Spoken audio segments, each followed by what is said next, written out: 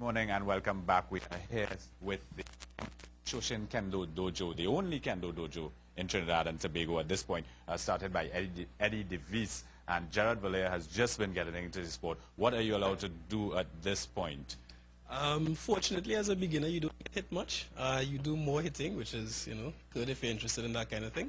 Well, the interest accumulates. At some point, you'll get paid back. But as Eddy said earlier, it's very physical. You spend a good deal of time learning how to move, which is quite different from what you might be accustomed to in regular life. By the end of practice, your legs hurt, your arms hurt, but it's good exercise, it's good fun. What drew you to the sport? How did you get involved? Email. I got an email from someone promoting the class, the beginner's course. I thought, well, it's interesting. It's close to where I work. It's very affordable. So I came to check it out. When I met Eddy, I was impressed with his demeanor, the way he carried himself, and he seemed to be in good shape for a man his age. So I thought, why not? If I can look that good. You may have to battle later when you go back to the dojo this evening. Yeah.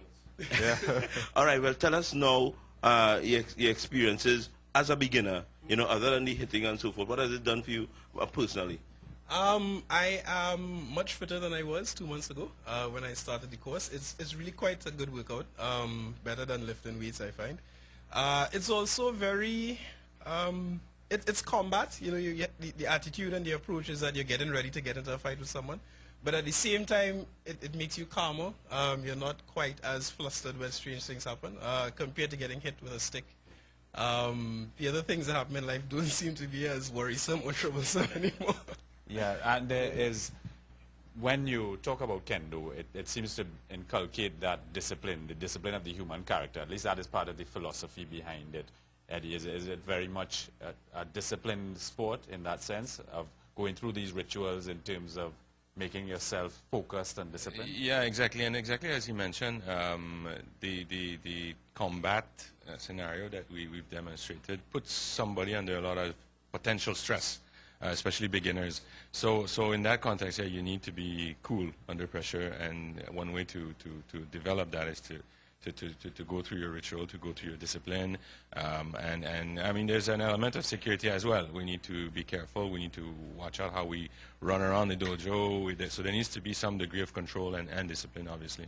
Gerard mentioned the legs actually hurting, and first you think of it as all being your upper body, but you see that there's a lot of crab-like movements in there. There's a lot of lunging. Yeah, not unlike other martial arts. It's all about the footwork. It's all about moving around. The arms and the weapon are just an accessory to the activity. Yeah. Talking about the armor and the weapons, I'm watching the outfit. It looks quite complex and heavy. Is it an expensive piece of equipment? It can be. We're lucky enough to have been given donations from Japan, from the Federation in Japan.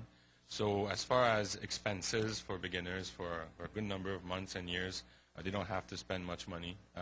They spend the money on their own swords, and depending on how much they take care of it, how hard they hit each other, they could keep them for a long time. But it is heavy. It is something to take care of, but like I said, we're lucky to have the equipment. No, the swords have changed for this next demonstration here. Perhaps you could just describe what we're going to do. Well, there are really two elements in Kendo. The first we demonstrated already, the basics and the actual fighting, the actual hitting each other with a bamboo stick. It's a much more of an all-out kind of activity. Right now, what you're going to see is a demonstration of the very essence of the techniques. So the kata that was defined about, again, 100 years ago, is now used as a way to teach, as a way to practice and perform and improve the technique. So it's very straightforward, about 7 different kata that is constantly repeated, to a point where you develop those skills. Well, due to injuries sustained last week here at the Gayelle with another martial arts, we are going to move out as we let Mariko and Kwesi come in and just show us their kata. Yes.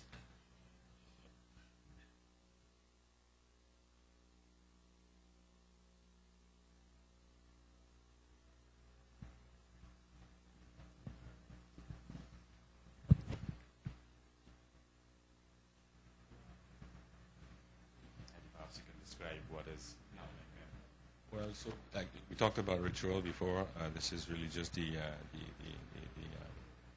ritualistic part of the kata, where they bow to each other, they align themselves, and they get started. So you'll see 7 distinct kata that are done.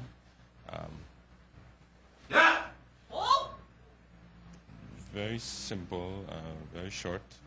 Well, simple, I guess, if you've practiced it.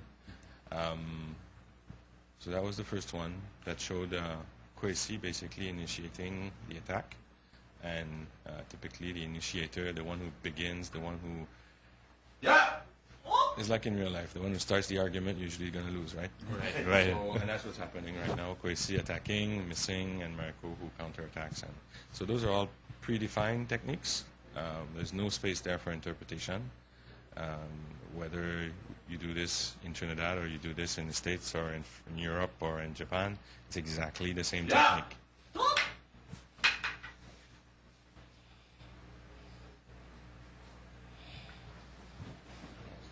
Third one, third kata, Sambolme.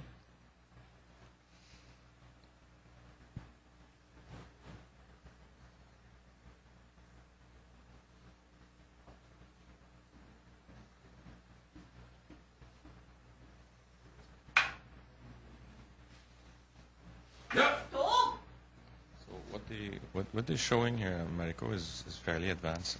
She's 4th dan. Kwesi is also quite advanced. He's one of the first students in Trinidad. So the kata demonstration is fairly advanced in terms of their skills. They're doing a good job.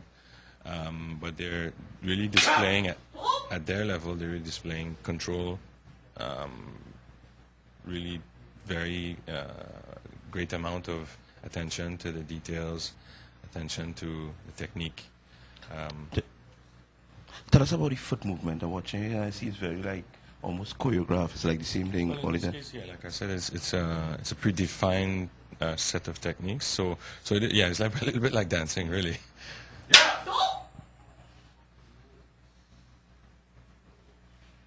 The concentration level seems to be high also because they're really into it. The preparation to be like at this level, because I'm watching Mariko, and she's like, totally into the kata. Well, like I said, when your level advances significantly, your focus moves from physical attributes or physical aspects to more mental aspects. That's why somebody, like you said, like old like me, can continue doing. No, because we're able to control the fights mentally without having to spend as much physical energy, and that's what we try to get our students to learn as quickly as possible. Control environment without resorting to